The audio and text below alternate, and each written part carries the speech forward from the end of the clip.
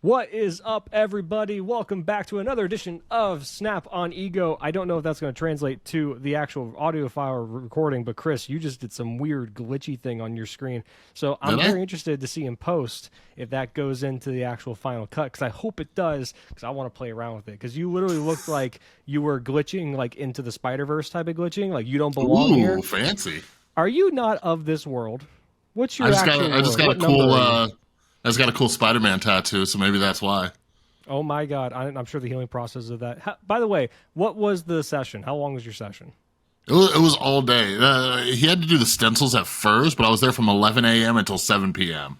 So like the first hour and a half was just like stenciling and sizing it and everything, and then it was just 6.5 hours of pure pain and misery.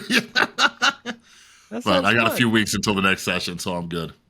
Well, my name is Brad, otherwise known as Bradford. I'm joined by Chris Bootman Boutte, and we have a third surprising, secret third thing. If anyone knows that, you just call him a thing. Yeah, like there's X thing, Y thing, and a secret third thing. It's Glazer from the wonderful podcast. Hey, Glazer, where are you from?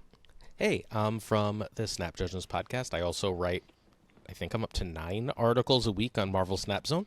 So yeah, 9? Like I do 5 videos a week, a 2-hour plus podcast a week, and I write 9 articles a week. And you have a job. And it's summer. I'm a teacher, but like, oh, okay. I was a teacher too. We can relate. Yay! I love it. I've got to do my full. I replan my curriculum every summer because, as you can tell by my workload, I'm a crazy person. So I'm starting that next week. So it's gonna be busy, but like, hey, I love Marvel Snap as much as Bootman does. So I'm here to talk about the competitive aspect of the game. Goodbye. What subject do you teach and what grade level? High school English, 11th grade, AP and IB mostly. I taught middle school English for 4 years, baby. Nice. I can't deal with middle school kids. So originally my aspiration was high school, right? And it just so happened that the job I got hired to was K through 8. They were going to expand to high school, so that's where I was like, I'm gonna go to high school eventually. But then the whole COVID thing, and then in addition to it being a charter school with management company changing and the management company sucking balls, it kind of killed my motivation for teaching. So I have quit teaching. I will go back maybe in a decade, but for now, fuck that. That sucked. Kids are awesome. I loved even the middle schoolers, but everything else can suck my dick and balls all the way. Fuck off. So I'm the VP of the high school, which means my position, like in the union, is equivalent to that of the principal. The president would be the superintendent. So I'm in charge of making sure, as best I can, that it doesn't suck for teachers in that way. Do I succeed all the time? No. However, it's a public school, I assume, right? It's a public school, and unions are like the more awesome. I become involved Amazing. in unions. Oh my God, they're so good. If I could fix, there's so many things I'd fix about this country. By the way, Hoogland had a great video about that today. Bootman, did you see it yet? See which one? The Hoogland video where, like, the trans rights or human rights video. Oh, no, I didn't know he made a video. He just did a pure video of like, hey, if you don't think that people are people, don't fucking watch me. And like, he's had me blocked forever, but hey, I'm a fan again. Me too. I'm also blocked, but that was from Magic Days from like 2 years ago. I don't know why I'm blocked. I don't old school block. I don't care enough why I'm blocked. It's Twitter and it's stupid. But I appreciated that. If I could fix one thing about this country, there's like 7,000 things to fix, right? But I think if every job were unionized, everything would work so much better, insanely so much better. Oh yeah, I agree. Like and teaching is such a huge part of that. It is one of the ones I think can benefits the most from unions. Because again, I came from a place that had no union because again, charter school essentially it's a private thing, and while the pay was marginally better than a public school, the benefits and everything else that come with it didn't even come close. At least especially when it comes to like the help. It sucked. I hate it. I don't recommend charter schools unless you find a perfect one. Like the old charter school I was a part of that was called Avant-Garde Academy. I won't name drop the actual one that it changed to, just to protect myself and other people. But the previous one was Avant-Garde Academy. and that was a super artsy school, and like it's like we care about the arts and English and literature and all this stuff, and we're trying to build up your kids to eventually go to these type of prestigious schools or whatever. They had connections with like Full Sail University and stuff like that, which I'm an alumnus from. So that's really cool. And I was doing an elective for film in addition to English, and I'm like, this is awesome. This is my shit. This is like a dream come true. And then after my first year, they're like, all right, we had an offer we couldn't refuse. We sold the building. Go fuck yourselves. Have fun. And then the entire curriculum changed. They pulled a curriculum from like New York and brought it down here. And it's like, this is Florida. We're like 47th in the country for like education. You can't be bringing a private school's curriculum from New York, which is like top 10, down here and be like, oh yeah, this book, by the way, is 4th grade reading level. This is for your first graders. What? No. Our kids are kind of dumb. Give them time. So it's not a joke. Florida's a disaster. I have multiple friends who went from New York teaching, and they were like, we're going to move to Florida. I was like, you don't want to do that. And they're like, no, it's fine. We're going to go to Florida. And every single one stopped teaching within a few years. They're just like, oh my God, what is it down? Like, but that's how like water. But that's why Florida ends up so like poorly run, right? Like, because like no one gets a decent education. No offense, but like it's so hard to get a decent education. They don't know any better. Public education. I think a lot of the colleges and universities stuff like that are phenomenal. 100%. Like Full Sail's down here. So if you're into like graphic design, video game design, film, stuff like that, that's amazing. USF, Florida, FAU, like Miami University. These are all fantastic universities to go to. However, to your point, public school sucks so much. All of it. Yep. Yeah. There's that. No, I'm from Nevada, and we never do too well. I could talk about how poorly teachers are treated all day long. Like I come from a family of teachers, but let me transition to something Marvel Snap related, because I come from a family of teachers. My mom, she was a professor in college. My grandma, she taught special ed for like 30 something years. But let me ask you this, because I never got into teaching, but I love teaching. Do you think any of that is why you like making Snap content or just content in general and teaching others? Like it's another avenue to do that? So all my videos are one take because you don't get 3 tries at a lesson, right? Like you get up in front of the 30, 17-year-olds, and if your lesson sucks and you need to be like, oh, I'm going to restart that, they're going to laugh at you, right? Then you're like, homie, you got 40 minutes and you, what the fuck was that? And like, so I get up in front, like, and I'm, without being a dick about it, like I'm really fucking good. So I get up in front of kids and like, usually like, look, every day is not going to be magic, right? Part of what I'm teaching them is that I show them the fastball sometimes, right? Like once every couple of weeks, I'm like, by the way, I can change the way you think. And like, I'm just like, here's a fastball, enjoy, you can't touch it, like have fun. But, and some of it's always gonna be boring, but I'm really good at it. And like a lot of it is just like, I'm trying to channel that into doing this on video with no audience. Cause so much of it is the feedback of other people. That's why I like podcasts so much. But you try you feel the energy of the people, and you can shift what you're doing for it, and like you shift your tone, you shift how you're like delivery, and you get none of that in video. But it's why I do it in one take and why I love it so much, and why I can do 5, because I can make fucking 3 or 4 lesson plans a day. I can do a video. So it's funny you mentioned a fastball, because I wish there was a Marvel Snap equivalent of a fastball in lesson, because I think.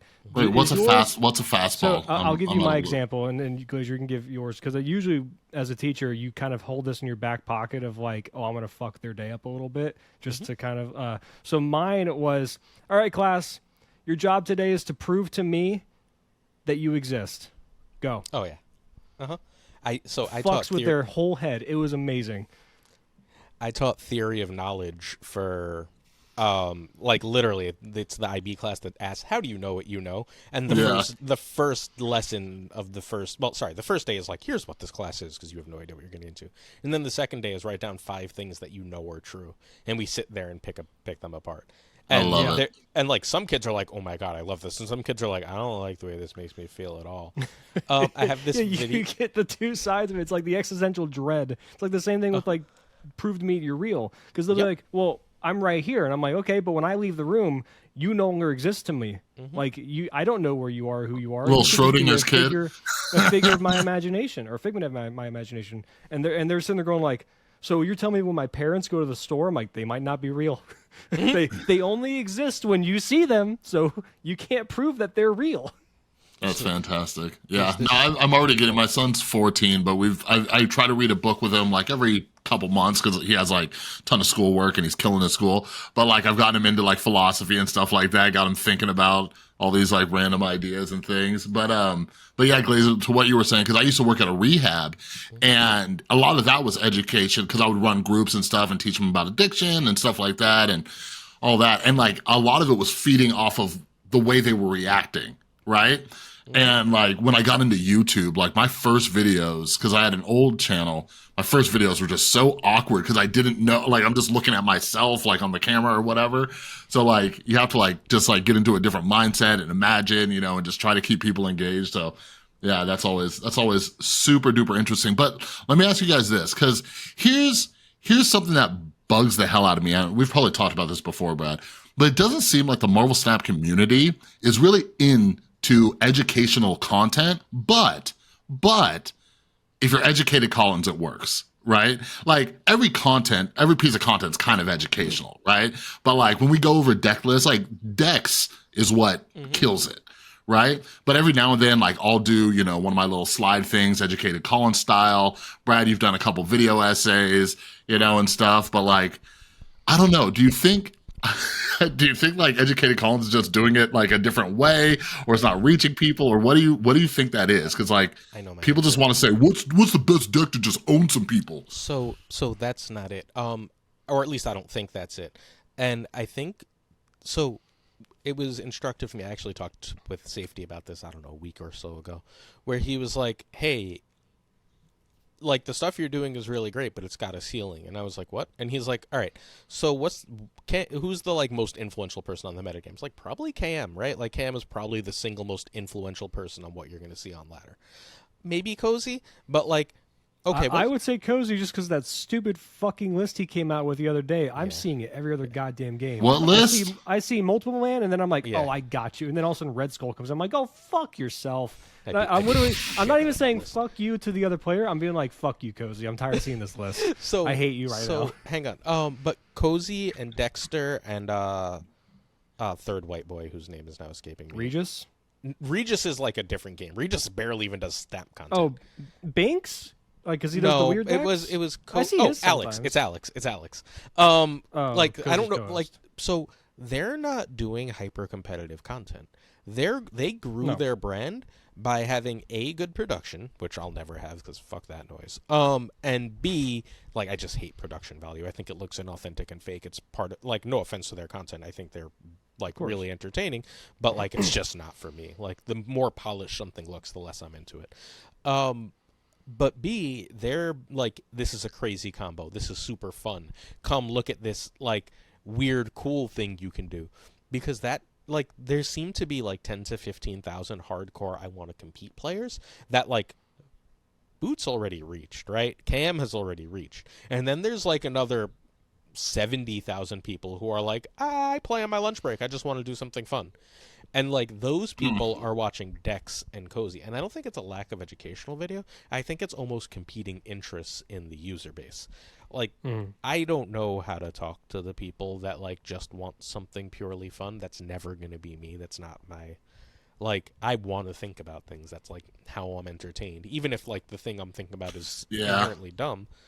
But like, I think that like, there's a certain part of the player base that wants to learn, but they have to be enticed to click in the first damn place, right? And then there's like those large player bases, like I want to do something cool and janky, thank you.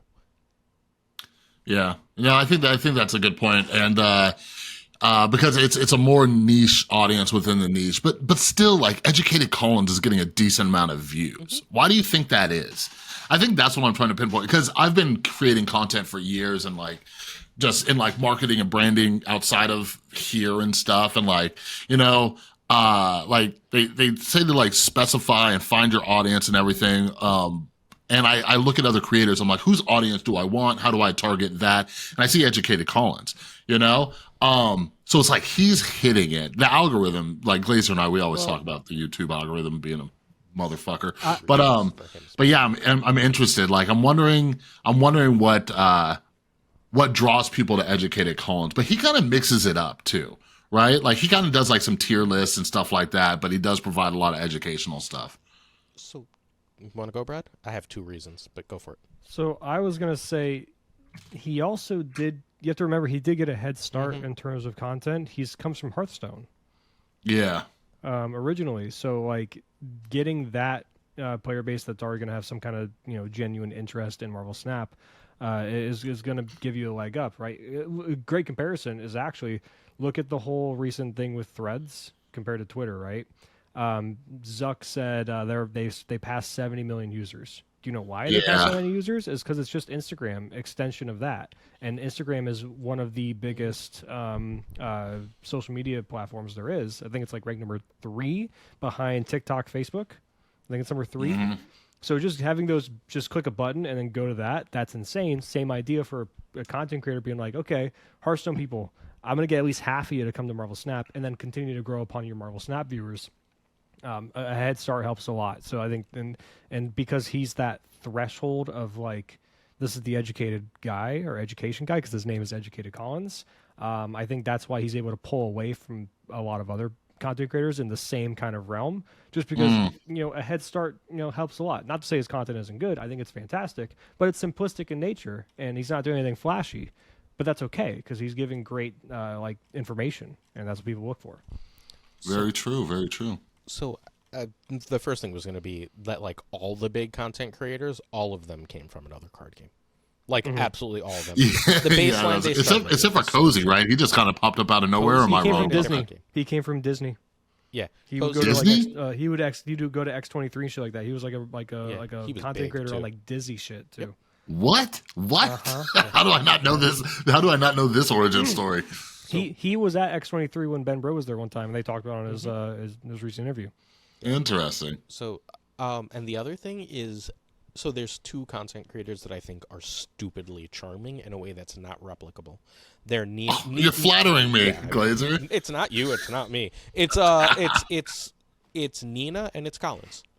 I think Nina and Collins have a natural charm to them. Where like, and Nina's on the cast next week. I love Nina, but like, she's not nice, right? Like that's not the right word for her. She's charming. Collins is charming.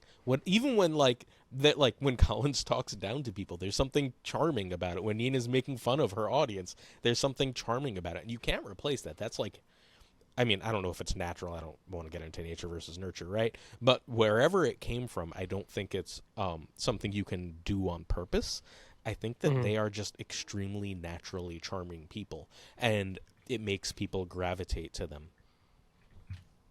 I also think it's authenticity as well. Like, I don't think they're trying to be something they're not. Yeah. And I don't think, and not to say that I think there are other content creators that do. I mean, of course, those people exist.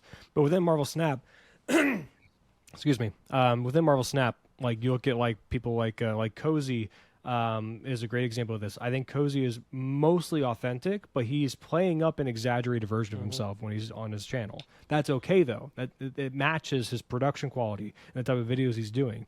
Because like even when he has like those more like guests come on, or like he's done like the openings with like Dexter and stuff like that, you start to see that little bit of glimpse into like his normalities, like his regular mannerisms compared to like his very production value-esque of like announcing stuff and like very scripted. So that plays into it as well. So looking at Educated Collins and Nina, they're great at just being true to themselves. And it also helps that their true selves are, like you said, they're charming. Where you might have someone like Jeff Hoogan, for example, who I think is being very authentic to his own self, while also being an extremely acquired taste. So you either really like him or you really dislike him. It's kind of like one of those things. So I'm not on either of those ends of the spectrum. I think this is a tangential relation. Can I read 2 tweets that I think are really interesting that I think you guys will like? Sure. You can read one. Well, no, it's one in the reply. So Lambie posted the first one. He goes, so I always say on stream that I win more than most because I know how to create luck. It's not actually a meme. Essentially, it's a life skill. Put yourself in positions to get lucky and create opportunity. And I know that we talk about a lot of that. And then Quinny, and like Quinny Equinox should be humongous, right? She's phenomenal. She's one of the best players. She's brilliant. Her decks are great. But people often speak of risk-taking as a life skill, but I think a better way to frame it is possibility awareness. It's not about pursuing every opportunity you can. Nobody has the energy for that. It's about noticing them ahead of time, preparing for the best ones. And like, yeah, that, right? Like, it's in terms of content creation, it's being aware of what your brand is, being aware of what will get you success versus other people. And like, I'm not extremely successful, right? I've got like 1,200 followers in 4 months. It's reasonable for the amount of time I've been doing this, but it's not like meteoric. But it's just know who you are and present who you are, and if people like it, they will come. And like, then go find opportunities. If something isn't working, like I ended up on Marvel Snap Zone. Thanks, Boot. I ended up on Marvel Snap Zone largely because I'm just like, I'm not settling. There's an opportunity. Let's go find opportunity.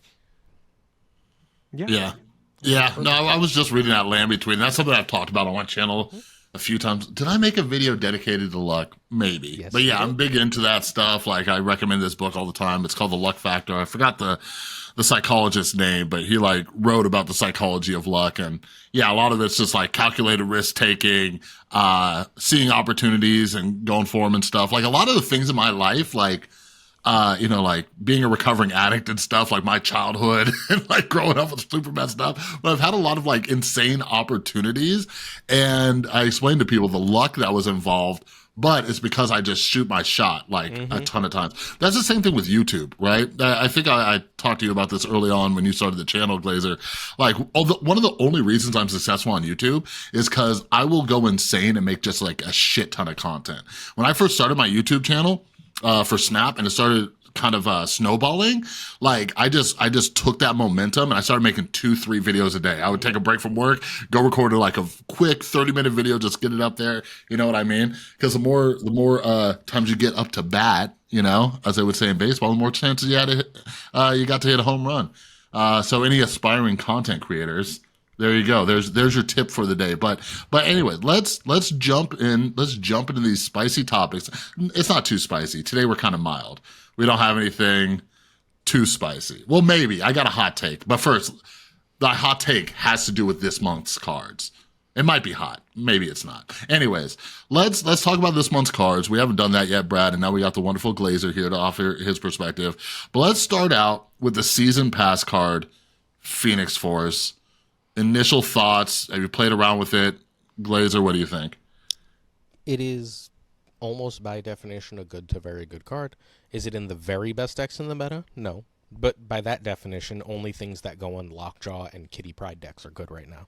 And I think that's like not really a useful definition because not everyone's going to want to play those two decks.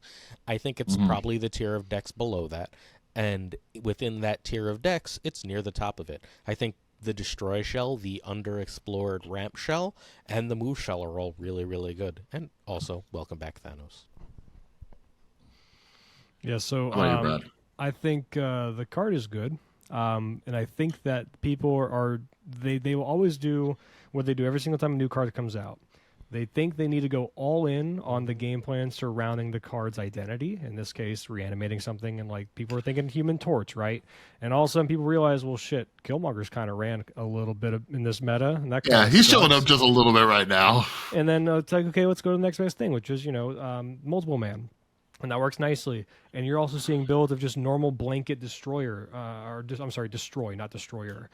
Just throwing it in there just for fun, just as a thing that just brings back. Even if it came back as like a Bucky, it's still it's a vision at baseline, right? So people need to start playing with it a bit more, and then they're getting into that realm of like it is a portion of an engine in a deck, not the entire thing. Think of the Black Bolt Stature engine you see in like that Darkhawk shell. It's just 2 cards, and if you get it, awesome, very good to your game plan. If you don't, you can still win games without it. That's what people need to identify all these cards as being great pieces to make a deck work beyond just your plan A or plan B. But don't make it plan A and then hopefully everything works around it, and then you just have a bunch of bad cards that work horribly independently from that game plan. Yeah, so my take, and I don't know if it's hot because actually I was just right before we hopped on, I was looking at what's his name, Wolf or Thor, another content creator. I was looking at his, and he made a video about like a divided community on Phoenix Force. Like me, I fucking hate the card. Like I've tried so many different decks and just nothing works. But here's the thing, and I don't know. Like I really try to teach people that like we all have different play styles and stuff like that. And like, for example, like I too am an English guy, right? Like I write, you know, that's what I do for my day job. And I, you know, do freelance writing and stuff. I'm not a numbers guy. That's just not how my brain works. But anyways, in Marvel Snap, I just don't know if I'm just terrible with move and destroy, right? The two things that you want to do with Phoenix Force, because every deck I've tried, and I'll go look at the stats and everything. I'm like, oh, okay, this looks decent. And I'm just like, this is garbage. This is trash, you know? Like, I'm just like trying to do the things. So kind of like what you were talking about, Brad, too. And I really want people to assess cards in this way is,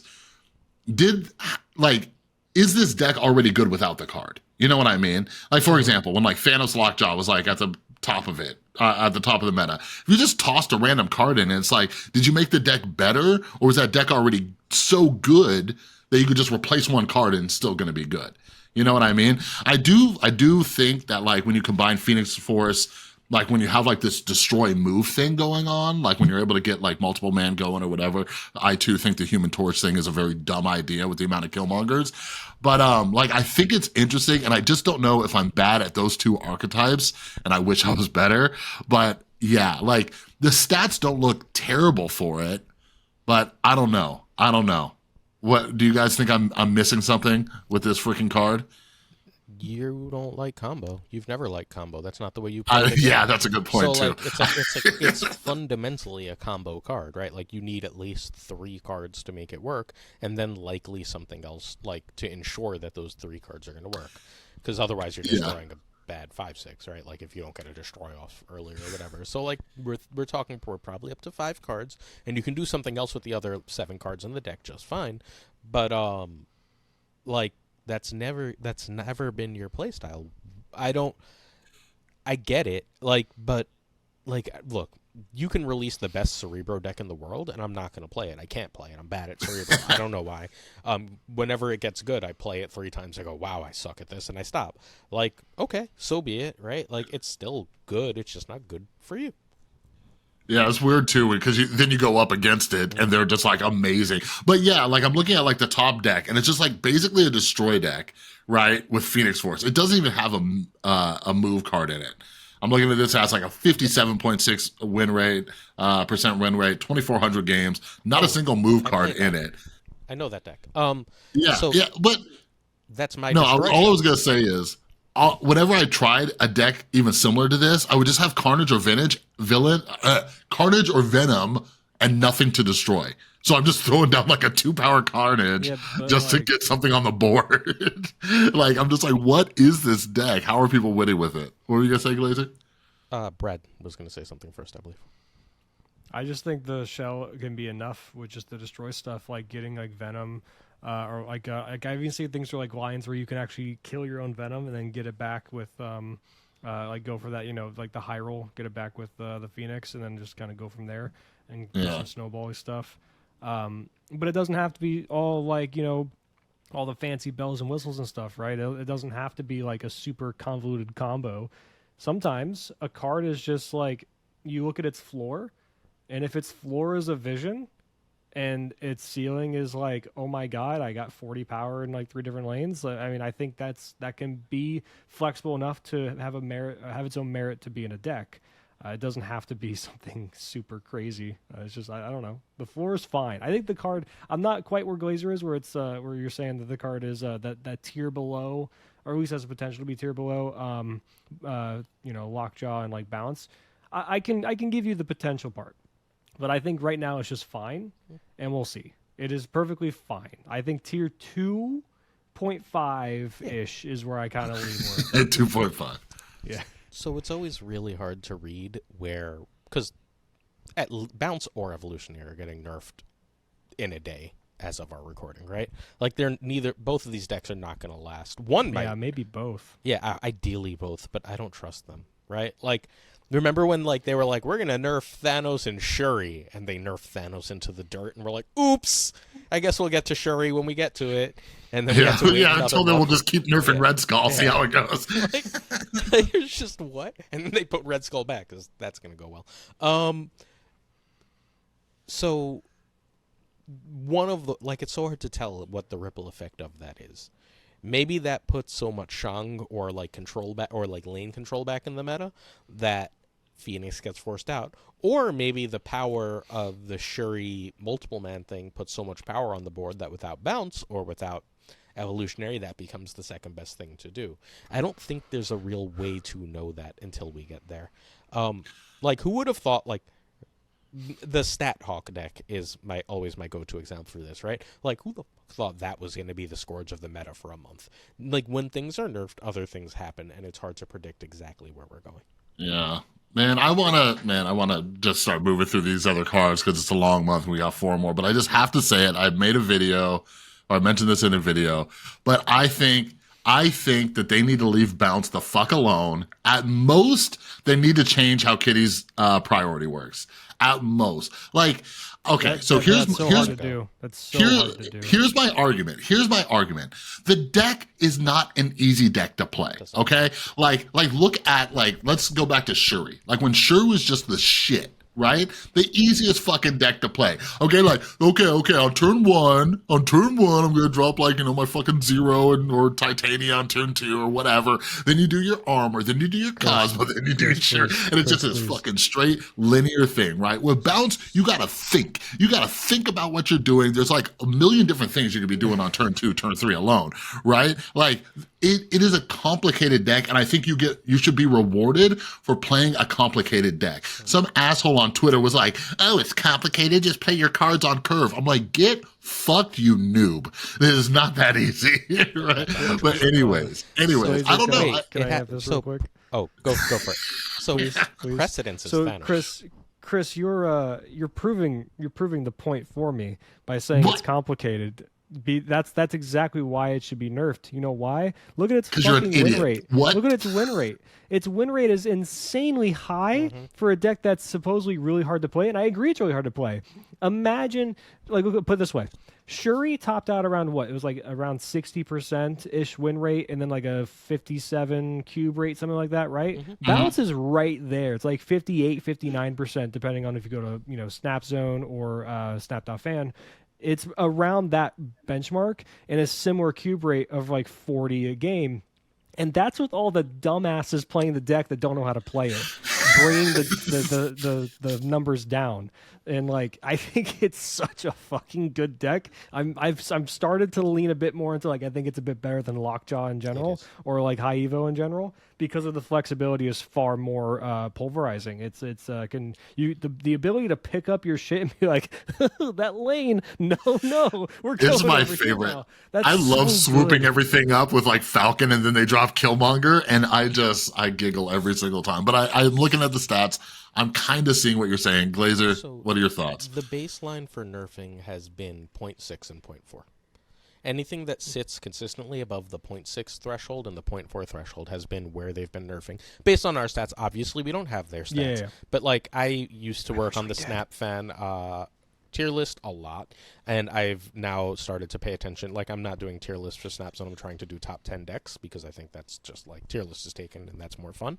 But, like, I spend a lot of time on stats, and everything that's nerfed is about 0.6, a little bit above usually, and a bit above 0.4, like usually 0.44. And, like, bounce is right at the threshold. Like, they can wait, right? But if they nerf evolutionary and don't Bounce goes nerf up. bounce just flies right up. And, like, there's just no reason to do anything else. But so here's the other thing, right? If we're talking about it being a complicated deck, and the stats that we have access to have a clear sampling bias, right? The people running these deck trackers are going to be more competitive than your average player. Sure, but right? all the stats I'm talking about have the exact same sample bias. Yeah. Yeah, I'm wondering how close it is. I wish Glenn would just pull back the curtain just slightly. That motherfucker, just pull it back. Glenn, if you're listening, I know you're not, but I apologize. It's bad for the community.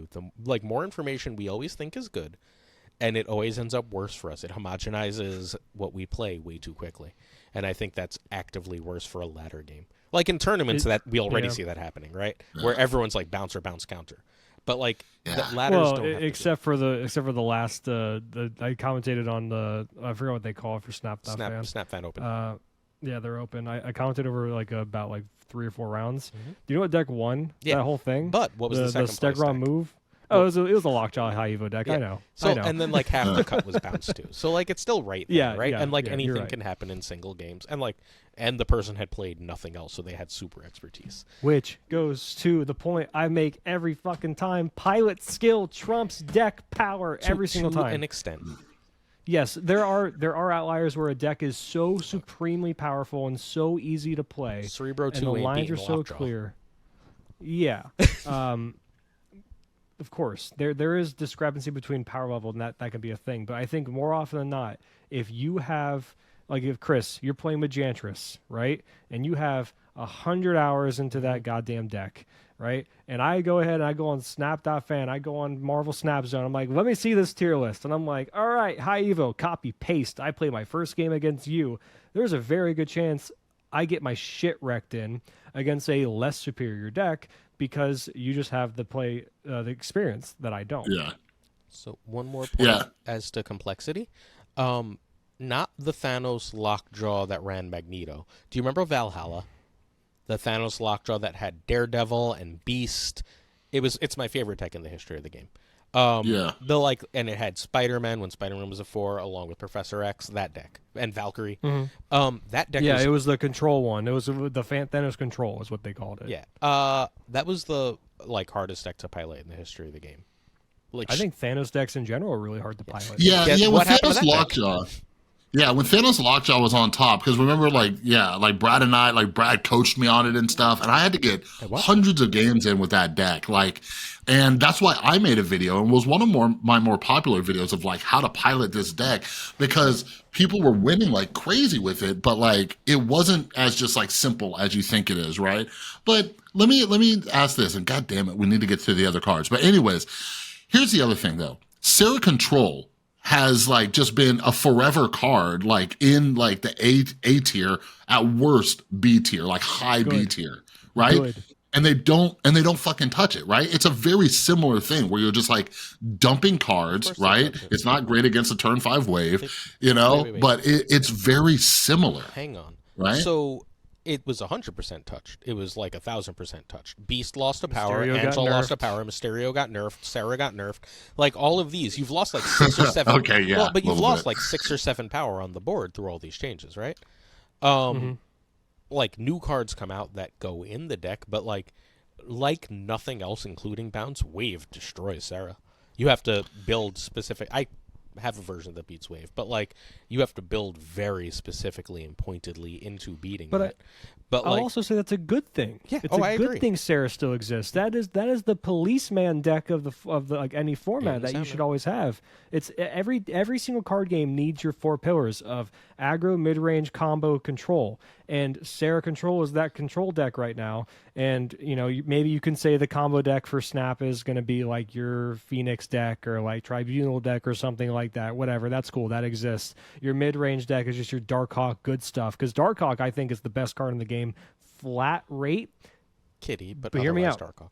No, listen. Kitty on 1 is the best card in the game, but that's within that specific shell, right? The reason I say Darkhawk is the best card in the game, purely stats wise, is because it is the most flexible to go into any single deck ever. Because your core is just Zabu, Darkhawk, your Korg and Rockside, and then you just throw in maybe another 4-drop for fun, like an Iron Eye or something like that, and then you can do whatever else you want with the deck. Yes, you can do something similar with Kitty. I will acknowledge that, but I don't think it's nearly as impactful at the moment, because you can do so well with all these different Darkhawk shells, but bounce is definitively the best Kitty place. So I don't think that's true. So we just saw Lambie come up with a Thanos bounce, right? That's basically Kitty goes into basically every Sarah deck right now. There's the mulch weird thing with Kitty and what's her name? Gamora.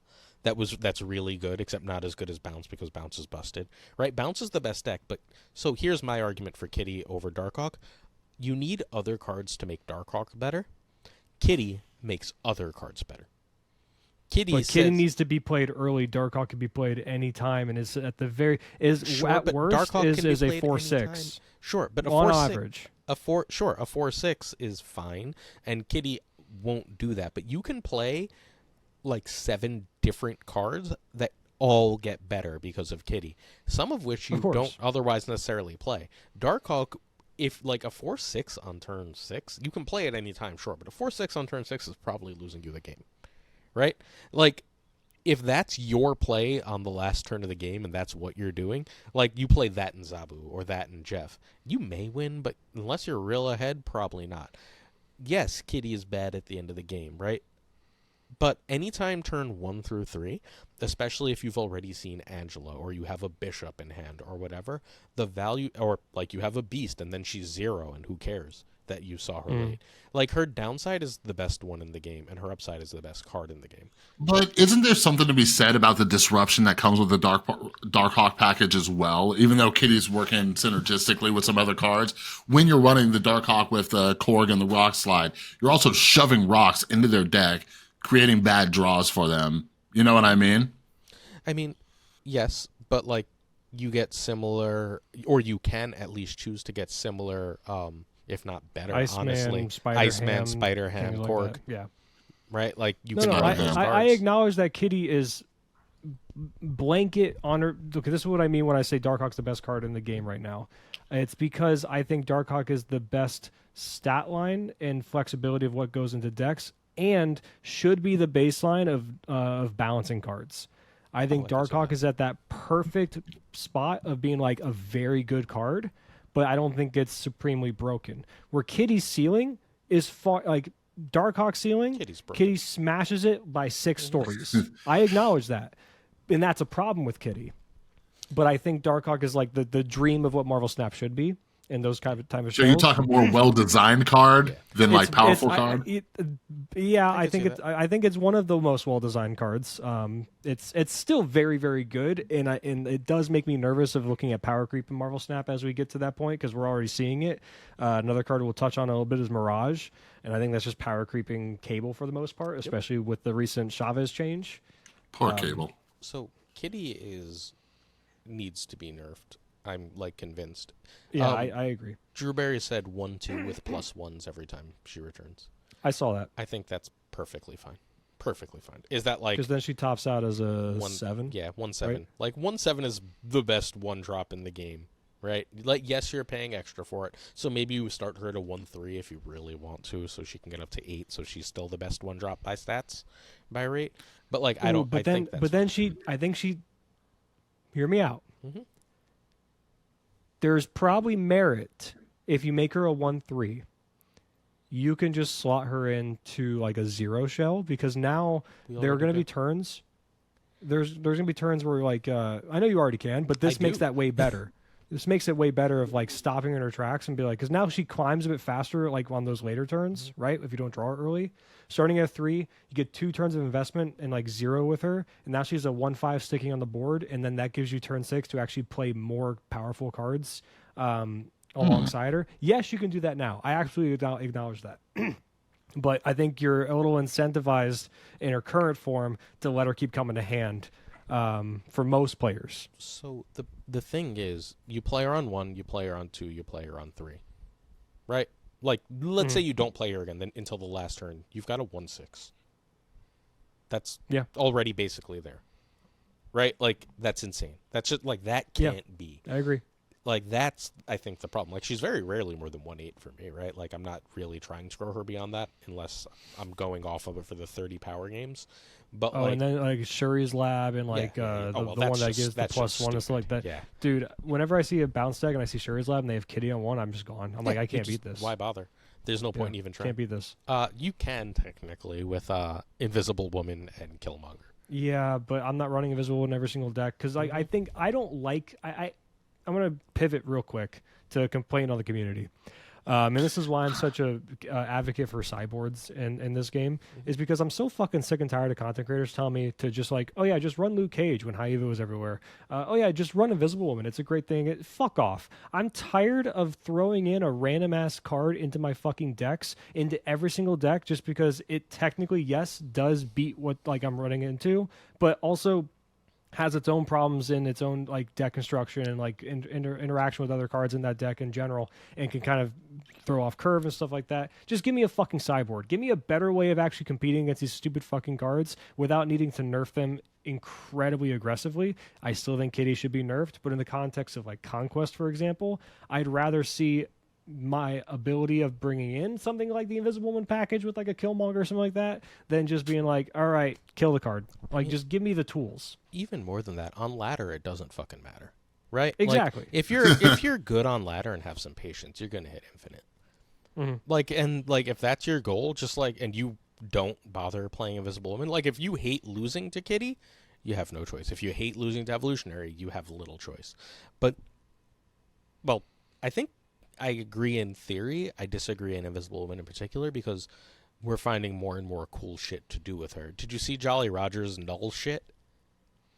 Where like that's wait, which one was it? So it's play Invisible Woman, play Mystique behind Invisible Woman, kill your board, play Destroyer, ramp, play Destroyer, do whatever silly shit you want, then play Null. Then when Mystique reveals, it's copying Null, and you have two like 40 power nulls. Yeah, I saw him. I saw him tweet about what was it? It was something with Invisible Woman. Oh, it was Taskmaster. It was Invisible Woman. Yeah, Shuri, Taskmaster, and then Destroyer. And I'm just like, that seems like that shouldn't work because you have to play to the same lane, right? But if you're playing behind Invisible Woman, it doesn't count. That's I don't like that. I don't like that. But anyways, let's move on. We'll see what they do, and we'll have to maybe do a follow up if they nerf Balance all of these Right. cards. Marvel Snap is the worst game ever. Fucking Yeah.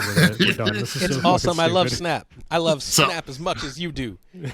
First card coming out, and we'll try to rapid fire these. First card coming out, Jean Grey.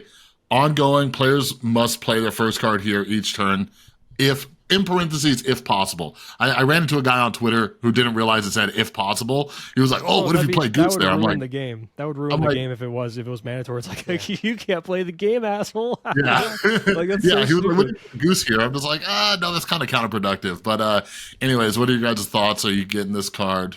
What's going on? If the leaks or whatever, data mine, whatever you want to call it, for the first Spotlight cache, which I'm going to spoil our talk about that later in the episode, I guess, which is supposed to be Jean Grey, Null, and Living Tribunal, then no, I'm not buying her. I am going to try and pull her out of a cache. Otherwise, I think she's cool. I think she's great. I would, if I were to give her a letter grade, I'd say A tier.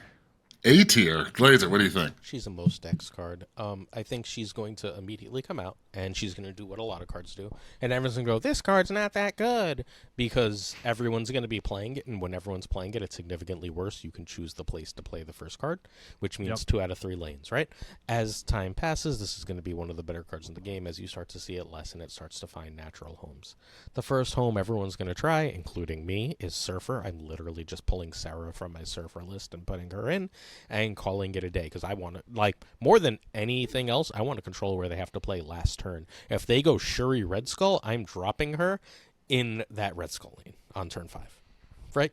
Yeah, no, that's a good point. And that's that. And if they're going like Destroyer, right? Like the Nimrod thing that's everywhere on turn 5. When I see where they're gonna, if I can read where they're gonna Shuri Nimrod, I'm playing her in another location and saying better have Destroyer. That's my main use for her. I think she's gonna be great. I think she's gonna shake up the meta, and I've got 40 caches saved up. Oh. Advice. So, serious advice for everybody, including you guys, because Lauren, whatever, she's a Snap Somewhere, she's fucking brilliant. Like, genuinely, insanely smart. She's been communicating with them. We think, we're not 1,000% sure, that it's just going to be every 10 caches that are Spotlight caches, right? Which means, don't update your game when it comes out. Don't, as soon as the patch comes out, and see which numbers, if everyone has the same numbers that are Spotlight caches, don't update your game and open all the others to get the extra tokens and gold and stuff. And then update your game, and you can go get your Spotlight caches. Tricky. It's tricky. Like, it's so much better economically for you to get the current caches for non-Spotlight, and then just get your Spotlight. That I think that, like, someone's going to be a sucker and do it wrong, right? But, like, it shouldn't be your listeners, and I'm going to say it in my Monday video, too.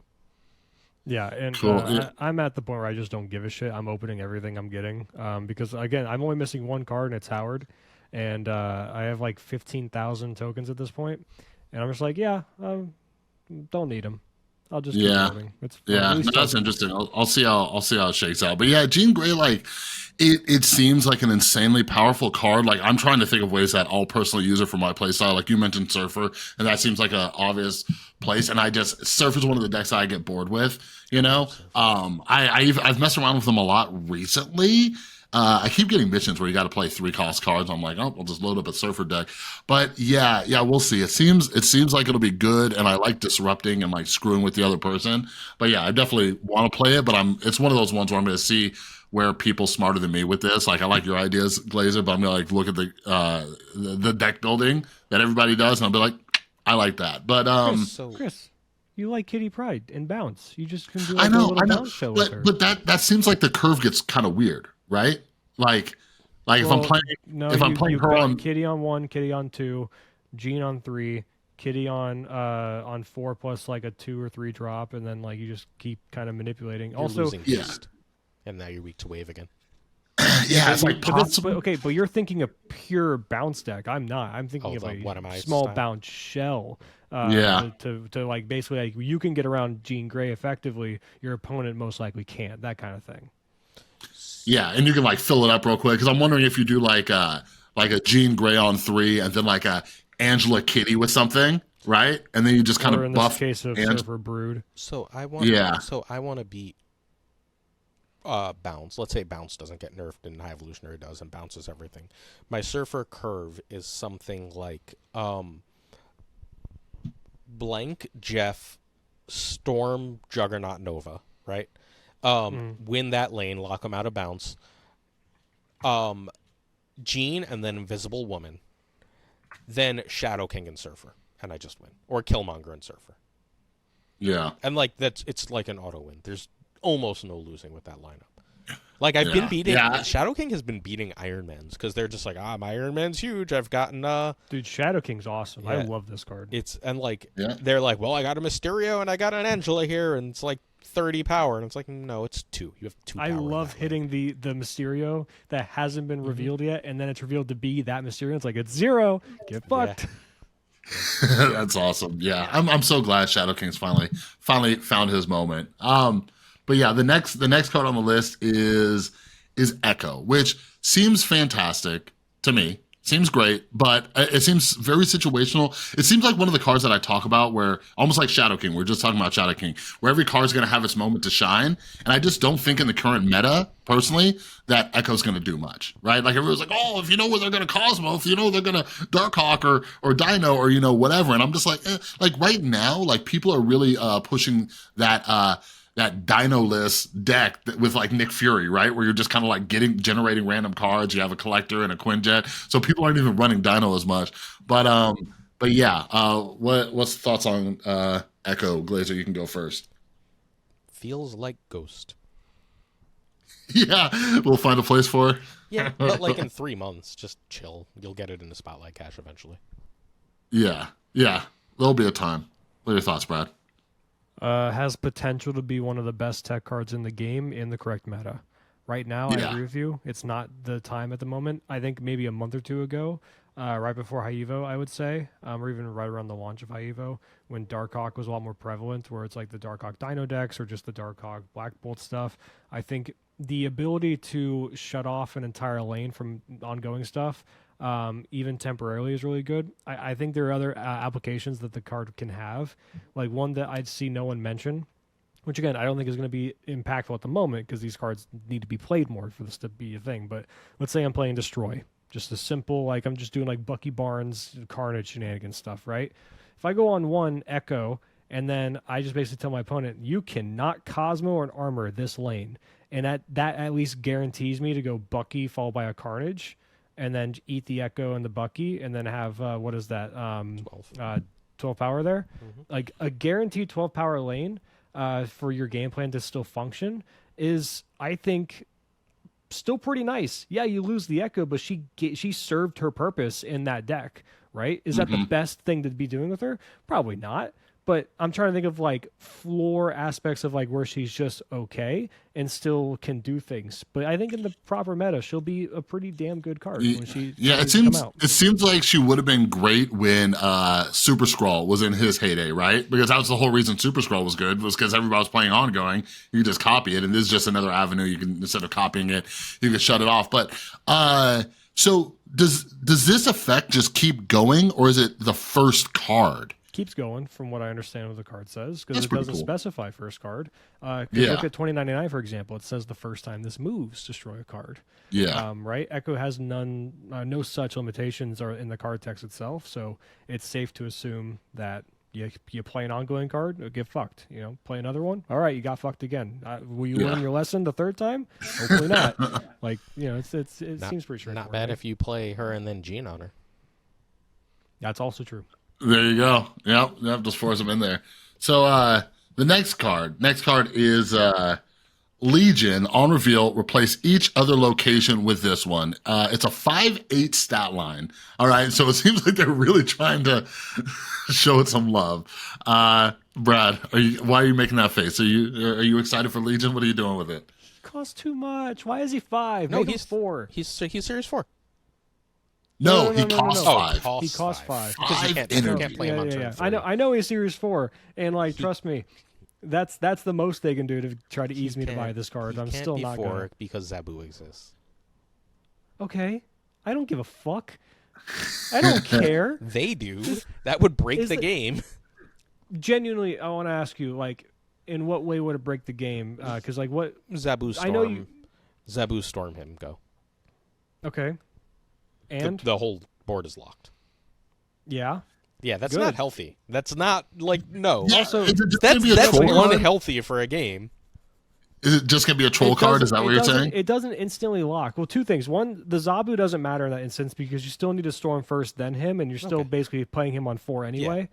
Secondly, when you play him on 4, it's going to create all flooding locations. One lane will flood the original storm lane. The other two will be flooding for turn 5 and not lock down until turn 6. It's not a true lock. It's not like having multiple Spider-Man instantaneously be like, oh, fuck you. I don't think that's nearly as good or oppressive as you think it would be.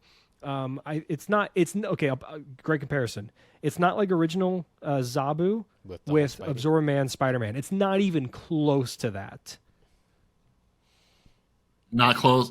In the same vicinity, maybe? No, I don't even think it's the same ballpark. Yeah, I think Zabu, Spider-Man, Absorber Man. That's American football, and the other one's soccer. Can we make close. Valkyrie cost 4 first, and then we'll worry about Legion? That'd be great. Glenn was asked about this exact question. I know. And they're like, she seems underpowered. And he's like, yeah, but we've thought about her at 4. We think she's too good at 4. So she's that unfortunate card. We're sorry. Well, it's literally what his answer was. Well, because if she's 4, you can double her at Absorbing Man. Yeah, and she becomes Zabuable, and then that's also scary. And Zabu's ruining everything, isn't he? Yeah, because I'd still want to play her late game. Because I was just thinking 4. I'm like, I don't want to play her early, and then they could just regain power or something like that. But yeah, if you could do 2 lanes, that'd be pretty sick. But yeah, Legion, it just seems like a higher cost freaking snow guard for me. I'm buying it. I'm so excited. I don't think it's good, but it's so I don't either. It's so I think cool it's that fun. for 3,000 tokens, I got the tokens. And I'm buying the stupid Phoenix Force bundle. I'm infinite, and I got a week before Infinity opens, right? So I got a week to kill just trying to do dumb Legion shit. So see what you can do. Yeah, I get my 3,000 tokens worth in a week. It's that was the whole situation with just Snowguard. It's just you have so little control over things in the game. You have even less control over the locations, right? So it's I don't know. We'll see. I saw a bunch of people Legion's gonna. I think it was for my giveaway. What cards are you most excited for? Legion. If you're running a destroy deck and you get Death's Domain or something like that, I'm bro, I know it feels like Death's Domain or Altar of Death pops up constantly, but oh no, Weird World. How I've often? had no exaggeration. Yesterday, 3 straight games of Weird World. Today, 2 straight games. What is going on? That's happened to me before. Yeah, Go the fuck away. Insane. Yeah, let me play my cards. I don't like Weird World. Now, Mindscape though, people complain about the one of the best locations in the game. One of the best locations in the game, because you actually have to work around it, and you have the ability and the wherewithal to plan around it and just give your opponent the shittiest hand ever. Yeah. And you're like, oh, that feels so good. And you're like, you gave me Dr. Doom and I gave you a Jeff? I'm so I enjoy happy. Mindscape when I'm playing Bounce too, because like there's a lot of like late game cards in your Bounce deck that are just useless, and then you're drawing Chavez on turn 6, right? So you're just like, snap, here you go, have my Kitty also crap. dodges it.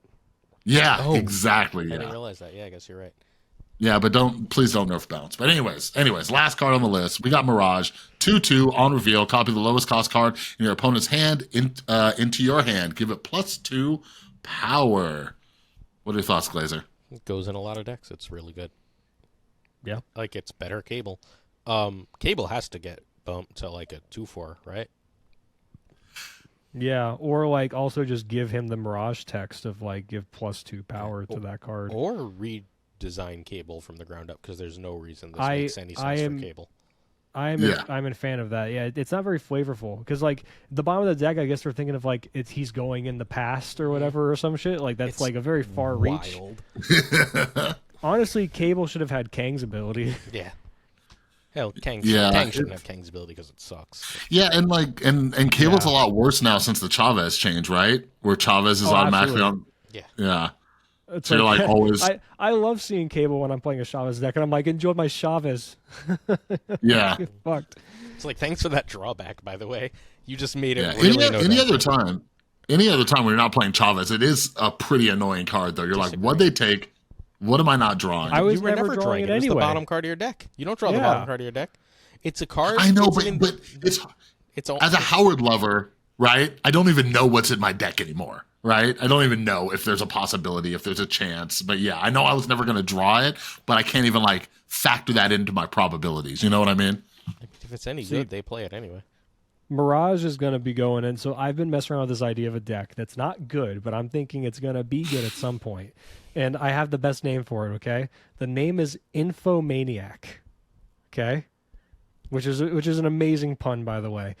And it's just all information-based cards. See, it's that ticking time bomb of a pun. You kind of you hear it and you're like, oh, it's great. But so you have all these info cards. You have like Yondu, Cable, Mirage will be in this now. I got Kang in there. Spider-Ham. I got Spider-Ham. Snowguard was in there because I was like, Howard would be in there if I would, buy him, but I'm not gonna fucking buy him. If he was 3,000, I would. He's not a 6,000 card. I'm sorry. Hey, but Second Dinner. Thanks for letting us know what's dropping down series. Really appreciate that. Yeah. Oh yeah. Nice. 2 weeks out every time. We got you. Don't worry about it. Wait, we're on vacation. Should we have assigned someone to do that? Oops. No. Schedule something out. I bet you nothing's dropping. That's what I'm thinking, but also they only said that would happen as if they're like, the meta's in a good spot. And I'm like, if you end up nerfing 2 decks in one go, was the meta in a good spot, Second Dinner? Also, second thing is, where the fuck's my 1,000 tokens for Silk? They're on vacation. Yeah. They can't do anything. I know they're on vacation. And I hate Silk. So, I really want those 1,000 tokens. That was a waste of 6,000 tokens. Yeah. It kind of was. I am not She's smart enough to cool. play Silk. But I think she's just a little weird, and I think she's really good as the 2/5 stat line, and if you play around her correct way, she can be fantastic. But you get in those awkward situations of you can't finagle to where she wants to go, or you want her to go just because of board space and the restrictions. So you have to really plan far ahead with her, and there's no deck that can really make that much use of her to where it's worth it. Agree? Yeah. She's been a pain in my butt. It's fun watching her fly around, but yeah. So those are the cards, and I really want to hit this topic before we got to wrap up. I'm curious, now that we've gone through the first I don't know, even though it was a half or 3/4 of a season of Conquest, what are your guys' thoughts so far on Conquest? What was your experience with it? Give me the full rundown. Thoughts on Conquest, the metal shop, whatever. Glazer, what was your Conquest experience like? Put more things in the metal shop. Making things more expensive is not the same thing, you jerks. We want more things. Oh, how about we just quadruple the prices? No. Like, Did they? I was wondering about that. I was like, I don't think this was the same price last season. Yeah. I think the argument is that we got Conquest for only like X amount of weeks the first time around, and now we have an actual full season of it. So they're like, oh, that you can earn the same rate. But I do agree, more things in the metal shop, please. Also, just give me like also more things that you can infinitely buy. Yeah. Like make them a bit more expensive, like the mystery variants. Just make that like 1,000 medals, and I will just constantly just buy. I don't give a fuck. The Mr. Sinister variant I think is fine. I'm not interested in it. I like the Goblin one. Oh, this I like one, the no. Sinister. But if you gave me an infinite variant machine, oh yeah. Infinite pixels. Make it the pixel variant machine to get all the That's pixels fine out of there. too. I know that's my argument. It's like they don't want to give us the cool variants that way. Make it all the pixels. Just be Or just like, lock it at 700s. Yeah. And no 1200s. yeah, sure. Anything along those lines is fine by me. I love Battlegrounds. It's stupid and fun. Is that what it's called? I always call Proving it Grounds. I always call it Battlegrounds. I don't know why. Battle mode, whatever. But I love Proving Grounds. I think it's stupid and fun. Silver is whatever. I think gold is kind of where this should live. And I had 7 infinite tickets. I made 4 game 5s and won 1. So like, cool. I hated the experience. I did not have fun. I mean, it's my fault. I did it all in one day. It was a crazy busy week for me.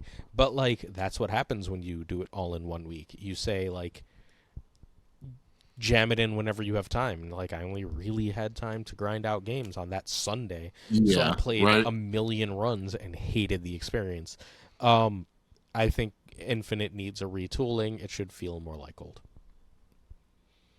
How'd it go for you, Brad? I love this mode. I am a huge proponent of anything incredibly competitive. Glazer, I think we are similar in that regard, but I do agree that Infinite does have those feel bads of just being like, it's so daunting. We talked about this when we were on the Judgements podcast with Chris and I were on there with you guys a couple weeks ago now. And yeah, we thought this before Infinite even opened up, like this is going to be very daunting. And look at that, it was. I played 3 total times. The first 2 times I had the disconnect bug that kicked me out in games 3 and 4. And I was like, "Oh, this fucking sucks." The third time that I played, I did my gold run to get the ticket, and then infinite run at Cracker Barrel having breakfast with my girlfriend. Nice. and like we were waiting for food, they were super busy, and I started playing, and like she's like watching because she plays too, and she's going like, "Well, what if you did this?"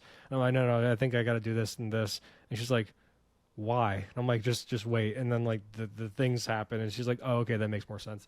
And then like just one, and look at that. I was like, this is amazing. And then I had the epiphany of, oh, I didn't give a fucking shit about it at Cracker Barrel. I was just like, let's see if it happens. And I dominated with my Doc Ock stupid fucking list that Paper built upon and made it a bit better, which I touched on in the article I did the other day with Snapdot Fan. I'm so sorry, Glazer. We can't be in the same podcast together ever again. We're mortal enemies now. I hate when people do that. People are like, oh, can you promote a Snap Fan thing? I'm like, yeah, I read everything.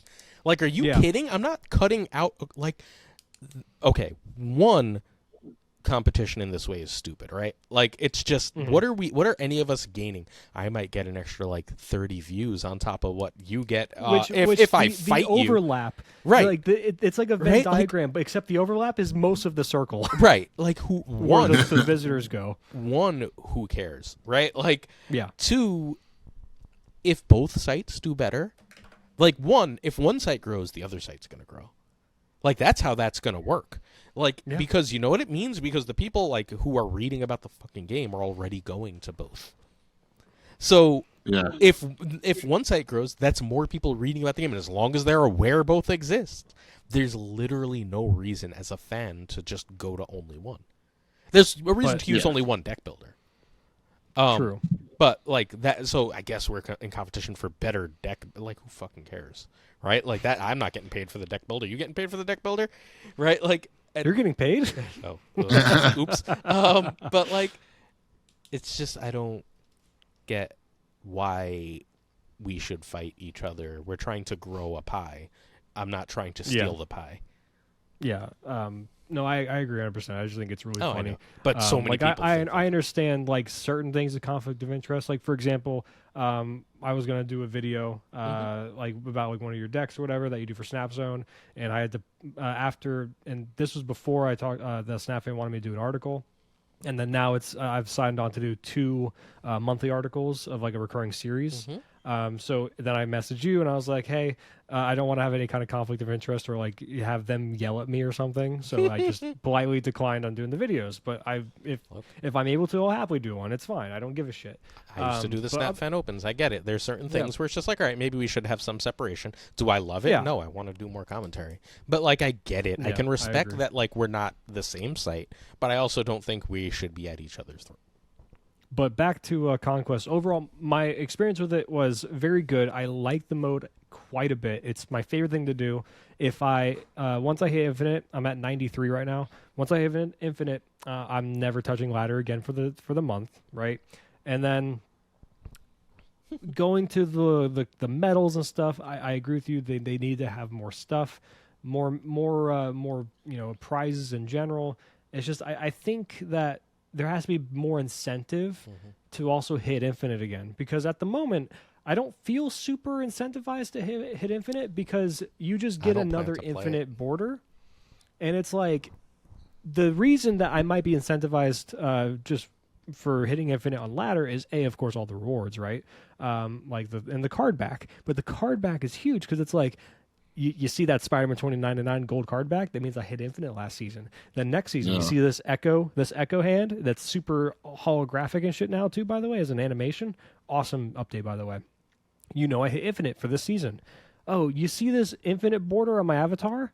Do you know when I hit Infinite? I don't know. It could have been last month. It could have been the month before that. I don't know. You just have an Infinite border. Like, if they gave the border or I can't something... even tell. Yeah. If they gave like let's say this month was the ultimate border, like you got the red one, right, around your avatar, and then they do like a gold one, and then they just come up with different like types of borders like that are similar to card back, and it's like a stylization representation of the season. Like it's like the gold echo like thing around, or like a hue of something, or like or like card effects. Like look at the high Evo effect that that he gives like wasps like that glowing effect around those cards. What if that was an unlockable like avatar border for one season? Like right there's so many different things they could do to really create this incentive. It's just it lacks that a little bit right now. Yeah, I have a little hope because this is something we bring up when we talk about the ungrateful Marvel Snap community ragging on Second Dinner. Something that people don't remember, but I remember very vividly, is how much we complained about how like quit giving us titles for hitting Infinite, right? Like quit giving, like nobody wants that, right? Right, And they were right. Those sucked. Yeah, The people complaining were correct.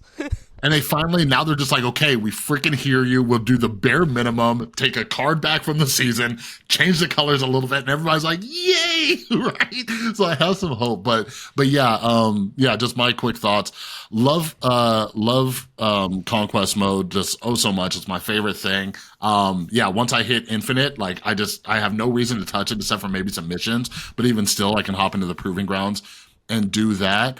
And yes, the metal shop, they need to expand it. Like you guys have said, like when you guys said that, like I'd be totally fine if I could just get infinite buys on pixel variants. If I could just get them out of the way, I'll do it. Because at the end of the season, I had thousands and thousands of medals that I just converted into random boosters that I didn't get for any cards that I wanted to do them for. But yeah, I think the main thing is though, what you were just talking about, Brad, I have zero incentive to ever go through Infinity Conquest again. I have no incentive at all, right? Like the bragging rights of doing it every season aren't even there, right? I did it once, and I'm the type of person, like, up until the Itsy Bitsy Spider Bundle, I use the same Miles Morales avatar since I started playing the game, because that's the season I jumped in. I love Miles Morales, but now I have the little baby one from that bundle, and I got the Infinity border for it.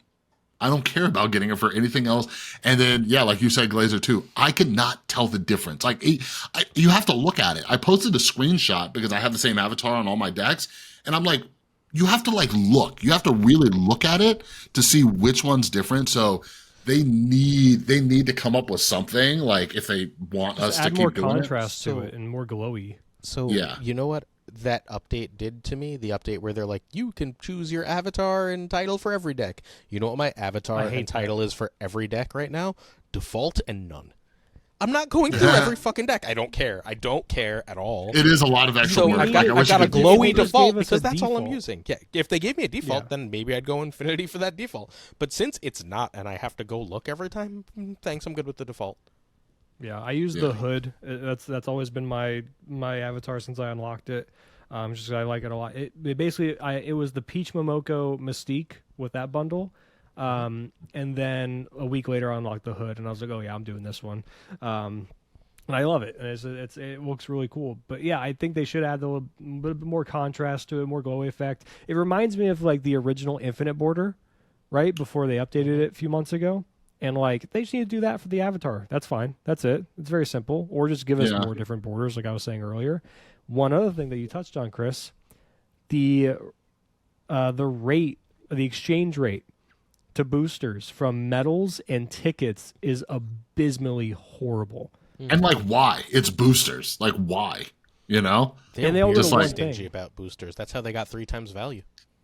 Yeah, yeah, exactly. Like, yeah, it's just like boosters are nobody expensive. wants boosters. Like, you're giving me random boosters. Like, if it was targeted boosters, maybe make the exchange rate like crappy because it's the only place you could do it. But like, they're random boosters. It's like, come on, bro.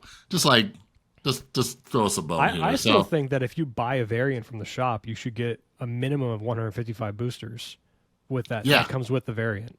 yeah, those things are expensive. So, like, I've been buying variants now. It's also worth noting that credits are still not easy to come by. Yeah. Like I've You been get saving up. 50 every 3 or whatever. Yeah. And that's not then the investment of credits to get those 50 credits back, it's like a really shitty rebate basically. Yep. Yep. Credits are Yeah. like they can give me infinite boosters. I don't have enough credits to get everything gold I want, and I'm not spending money to like upgrade shit. Like, calm down. Yeah. Yeah. You see content creators just like, "Oh, we just got this new variant." They're like, "Okay, let's immediately get it to infinite." And I'm like, "How do you have 20 Oh, you bought gold. Never mind." Yeah. Like it's very very that little thought just appears and goes away just as quick as it came. That's right. Bootman's gonna teach me how to write all this shit off. Yeah, I'm not There even we kidding. go. I'm gonna bother you about that. To wrap it up, because we were going to talk about some of the spotlight stuff, but we might have to do a follow-up episode. Let's wrap it up. Brad, you just wrote an article that kind of parlayed off an old Magic article, unless I'm misunderstanding that. Break it down for us. So they didn't necessarily go hand in hand, but I did. There was a lot of stuff on Twitter I was seeing about people talking about like just general fatigue with the game in some instances, or like frustration or whatever. So that was why I was bringing up that old article. But I've used to write articles in the past, and I'm now writing again for Snapzone. And I just wrote one. It's my first entry of this new series called Navigating Limbo. And it's going to be looking at the metagame overall. And rather than doing just the simple cookie cutter of like, this deck has X percentage of win rate and cube rate, maybe you should play this deck, I'm doing a bit more of like a deep dive into like the actual like theory behind it, of like the reason the meta's doing this, why some cards are showing up in this way, what to look out for, things like that. Similar to how I make my content, right? It's a bit more entertaining in my mind. It's more fun to write, and it's not as cookie cutter. So of course we talk about high evo, we talk about bounce. I spent a bit of time talking about not necessarily the concern of nerfing those two decks in general, but the concern of, okay, second inner, you now have something in front of you where you need to determine how do you nerf decks when you say, based on your own data, it's doing really well in Conquest, but not nearly as well on ladder. What lane do you pick? Are we balancing around Conquest? Are we balancing around ladder? You're going to upset people either way. How are we going to do it? Are we going to differentiate the formats entirely and have separate balances between formats? That doesn't sound good either, because there's only 2 formats. You can't even go into that kind of category until we have 6 formats, right? So how do you actually approach that? And the other thing was, the old article was mental health and Magic the Gathering, which I think is still applicable today. And basically the whole rundown is just going over of like, tips, tricks, things like that, and just knowing when to take breaks from Magic or from card games in general, I should say, or any hobby for that matter, especially when it's competitively leaning and one that has incentive to have some monetary investment like Snap does, right? Chris even reacted to a portion of my article where I said I've had two decks banned out from underneath me when I played Magic. One was my favorite deck of all time in any card game ever, called Kethis Combo. Another one was Wilderness Reclamation Combo. And Kethis Combo was around $1,000 deck. And every card in that deck was purely for that deck. And by getting rid of the namesake, Kethis, it just didn't really work anymore. So all the investment that I had into those cards, except for, I guess, some of the lands, were useless. So $1,000 gone. That sucked. And like talk about I took 3 months off of Magic entirely. I still did my Magic the Gathering podcast every week. I still kept up enough with the meta to be able to do that podcast, but otherwise, I had nothing to do with the game for 3 months, and it was fucking amazing. It was the greatest thing I've ever done. It was great. I fell back in love with making music again, like writing stuff, like reading books in general. I found it reignited spark of interest in other hobbies that I kind of stopped paying attention to. And then when I came back to Magic, that spark was still there that I basically reignited from the other hobbies and translated back into Magic again. I was excited about cards and brewing and creating things. Now, can you do that same thing with Marvel Snap? I mean, maybe you can consider saying, do your dailies, and then that's it. Like, because you still have to kind of keep up with Snap.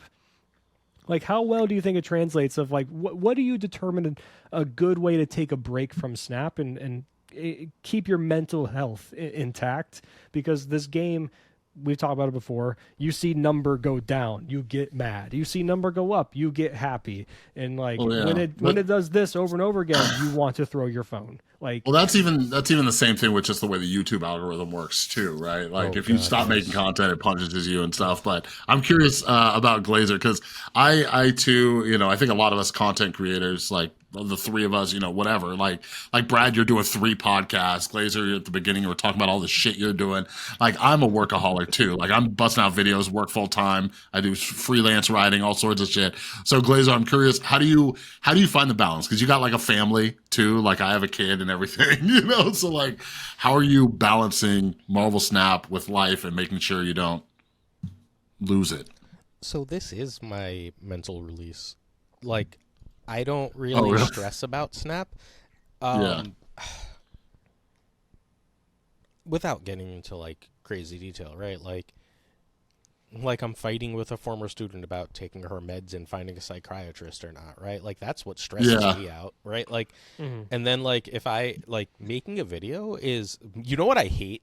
If I could like AI generate making thumbnails. I'm not an artistic person. I hate them. They can go the fuck away. Dude, please send them to me and tell me what you want to do with them, because I love making fucking thumbnails. I love doing it. Send it to me.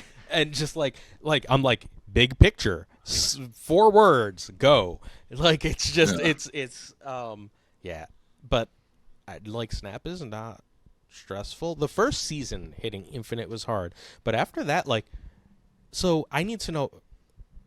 I used to say this a lot, like, when I was a single man. It was never, like, a lot of guys would, like, just go sleep around. I never did.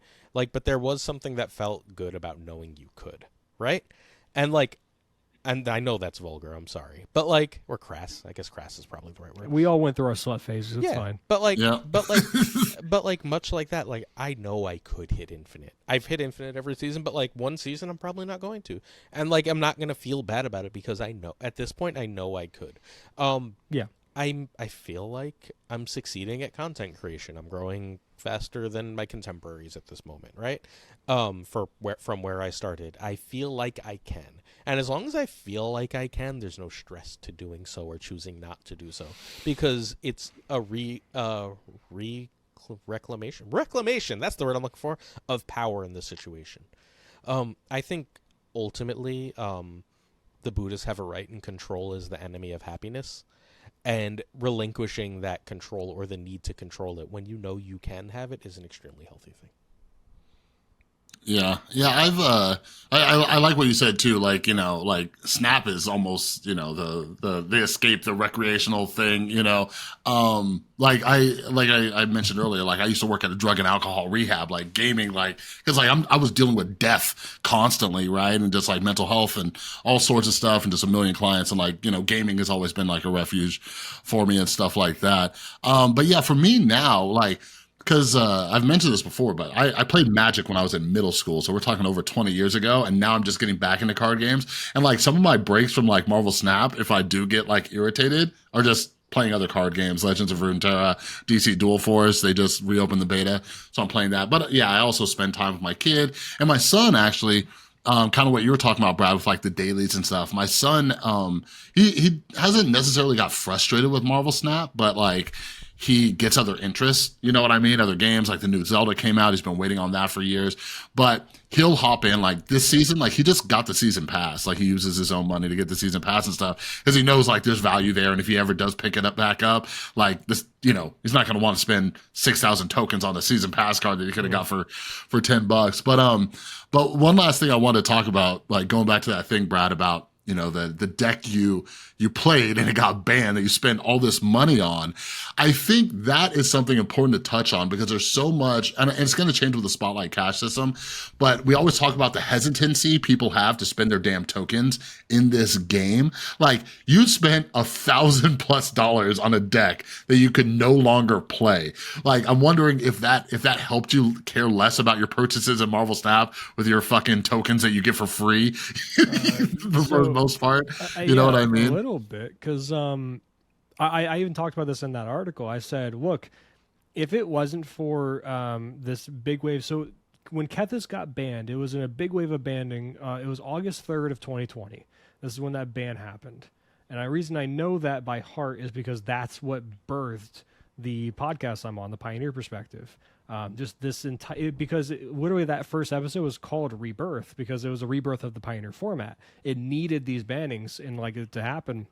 I think Kethis was an unfortunate collateral damage of the other 3 bannings that happened in the format at the same time. But if that podcast never existed, I might have just stopped playing Magic because it fucking sucked to have my favorite deck ever ban out from underneath me. And then when it happened a second time with Wilderness Reclamation, I was like, oh, come on. This sucks, dude. But and the thing is, it'll never be that bad when it comes to Marvel Snap unless they introduce bans in general because of it being a digital card game. Hearthstone's a similar vein, right? Where they just have the way of adjusting cards on the fly. If all right, cool. Zabu was too good as a 3/2 or whatever he was. Was he a 3/2? 3/4? 3/2. Whatever. 3/2. He was too good as a 3/2. Let's make him a 2/2 and just reduce by 1. Look at that. Cool. Yeah. And now he's a stable card and he's not overly oppressive. I think that there is some issues in game design moving forward with like looking at that 4-cost avenue, but that's a different conversation in general. These cards can be adjusted.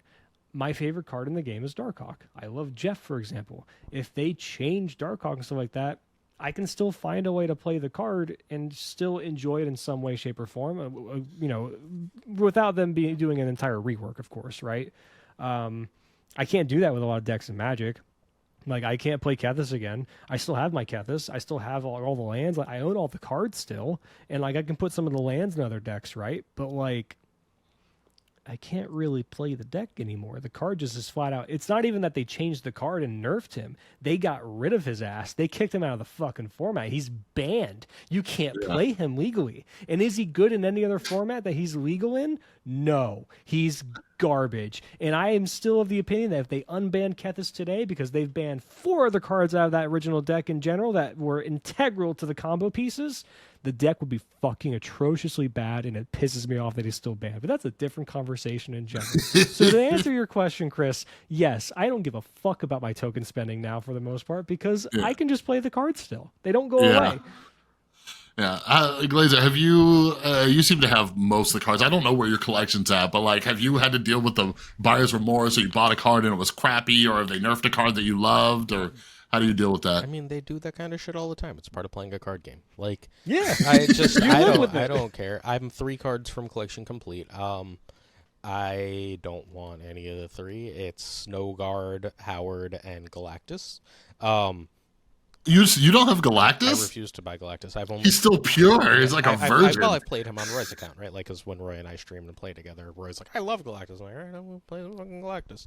I think it's boring and, like, linear, and I don't enjoy it. You might like Galactus a bit more now because I think the deck is a lot more enjoyable because it's not all in on Galactus. You can actually win without him going off, and, like, the 7 power is, nothing to scoff at. If it's a Spotlight cache where I want the other card, then I'll have Galactus, and if it's not, then I won't. Right? Yeah. Like it's not a 3 cards. Who fucking cares at this point? You know what I mean? Yeah, that's Like- how I feel about Howard right now. Yeah. So I've also got like 17, 18,000 tokens, and I'm at 7,000 gold. So I think I need 500 more to buy the Panther bundle for another 6,000 tokens. Because I'm definitely buying that Panther bundle. Yeah, but honestly, can I just say real quick, Second Dinner, you've done a great job in like growing and like changing things for the better for the most part, right? In terms of listening to feedback, Spotlight Caches is a nice step forward. There's some other changes that I'd like to see, but can you pick a fucking lane? Do you want to monetize the card collection themselves? Or you want to monetize the fucking cosmetics? Because honestly, at this moment in time, please don't do both, because that's what they're kind of doing still. So I don't think Just do the monetization. So I don't think so. So Lauren claims, and again, Lauren is way smarter than I am, but it is her claim currently that if you buy just the season pass and optimize how you're opening your Spotlight caches, you can be collection complete and maintain collection complete. Yeah. That means not getting every card when it's brand new, but it is her claim. She's going to have a whole huge article that she's literally staying up all night every night trying to write because she keeps triple checking the math to make sure she's right. But it is her, so at that point, what they're banking on, once they're fundamentally saying $10 a month, come on, you can have every card as long as you're smart. What they're fundamentally saying is you're going to want some of these variants so bad that you're going to give us more of your money. Not the regular variants, the Spotlight variants.